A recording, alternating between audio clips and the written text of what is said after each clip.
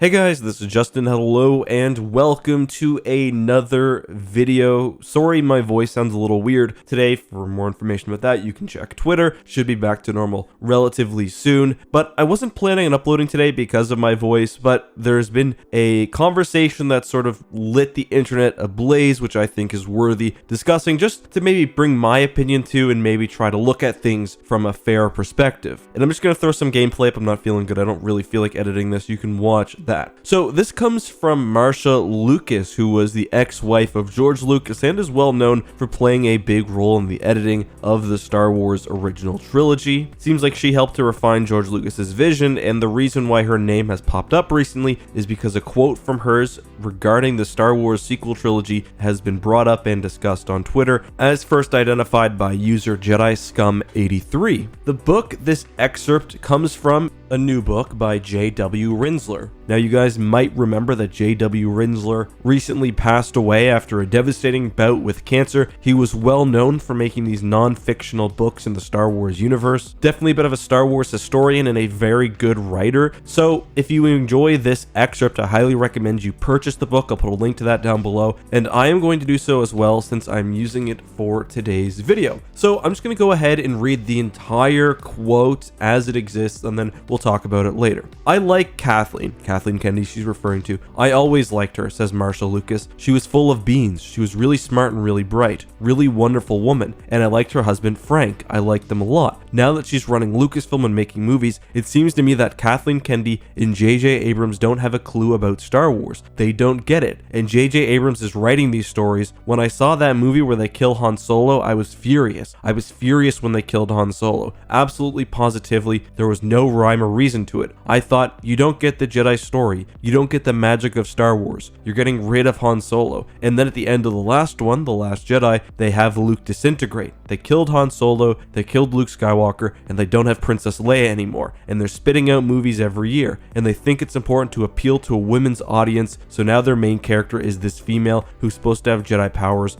but we don't know how she got Jedi powers or who she is. It sucks. The storylines are terrible, just terrible, awful. You can quote me. J.J. Abrams, Kathy Kennedy, talk to me. So obviously that's a very harsh quote about Kathleen Kennedy and J.J. Abrams and the sequel trilogy and the plot lines of the sequel trilogy. And obviously there are a lot of people who don't like the sequel trilogy who are using it as ammunition. There are others who are kind of pushing back against Marcia Lucas, and I've even seen some people try to discredit her role in the original trilogy, which I personally think is a little unfair. I'll talk about the last bit at first. I don't think it's fair to denigrate Marcia Lucas's contributions because partially, if they've been exaggerated, it wasn't by her, and she acknowledges in the same book, also in an excerpt from Jedi Scum, that George came up with the story and the themes and basically everything that made Star Wars Star Wars. What she did was make scenes work, make the Battle of Yavin work and flow correctly as a movie. So she doesn't hold herself up as an expert of all things Star Wars, and she's allowed to have her opinion on the Star Wars sequel trilogy or on any Star Wars movie. She also didn't like at least The Phantom Menace. There's another excerpt also by Jedi Scum talking about how The Phantom Menace made her cry because of how bad it was. So ultimately, it's not like she's a divine authority, and she's not intending to put herself out as one. So whatever side of the argument you're on, I don't think it's healthy and I don't think it's fair to either hold up or attack her argument on this basis. What I mean by that is it's not fair to say, listen, Marcia Lucas knows everything about Star Wars. If she doesn't like the sequel trilogy is objectively bad, because that's not true. But it's also not fair to try to attack Marcia Lucas as a person or as a Star Wars authority because you don't like what she's saying about the sequel trilogy if you're a fan of those movies. Whenever something like this comes out, people always try to weaponize it, and that's what I hate the most, because eventually people are going to feel like they can't say anything about Star Wars without it being weaponized across the internet. For me, when I see something like this, what I like to do is examine Marcia Lucas's point of view and see where I agree with her points, whether any of her points challenged mine, or whether I disagree. And there are definitely certain things that I agree with and disagree. One thing that I disagree disagree with on a pretty big level is the killing of Han Solo. I don't think episode 7 killing Han Solo is some great sin, and I even think it makes sense within the story itself, especially where the movie was trying to hand it off to a new generation of individuals who I think were generally pretty well liked. A lot of people do have problems with Rey regarding some stuff we'll talk about later, but Rey, Poe, and Finn are likable characters and the actors are likable, and I think killing Han Solo from a plot perspective does make sense. That's my point of view. We know that Han Solo was nearly killed off during the original trilogy on several cases, so for me, I don't personally agree with the idea that this is something that shows you don't understand Star Wars. If she feels like that, that's totally okay. That's totally her right. She's obviously intimately familiar with the movies in her own ways,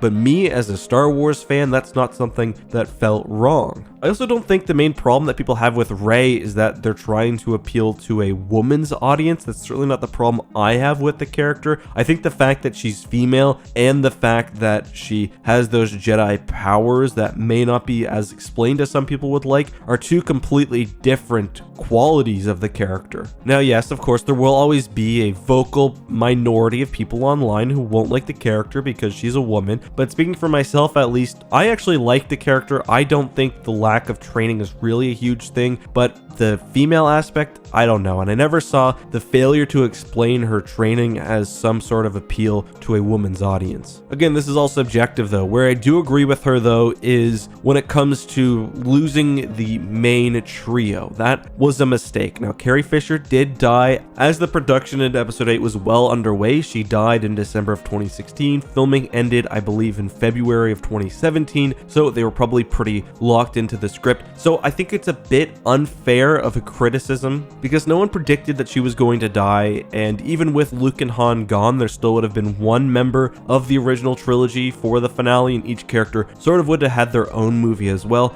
But still, I do agree that the original trilogy cast and the magic that they produced was underutilized in the sequel trilogy. And again, I just want to reiterate before anyone misconstrues this video, I'm not trying to counter her opinions. I am just reacting as I see them. This is how she feels about the movie. That's fine. My whole point is that you can feel however you want about the sequel trilogy because there's no one person who has all the answers. And we can talk about Mark Hamill again. How Mark Hamill feels about Luke Skywalker very well may affect your opinion on the movie, but it doesn't objectively mean that the movie is good or bad. And another example would be, I know that John Boyega quite liked his portrayal of Finn in episode 9, and that's one that I didn't like. In law school, we often talked about how there's no word of God that will hand down to you the correct, objectively correct way to interpret a situation or a text. And really with media, it's the same thing. You've got to look at the person, see how much their opinion has weight for you, see where you agree and disagree. And I guess that's the point of today's video. But I'm going to stop talking because I don't feel very well. Until next time, guys, have a good one, be safe, and may the Force be with you.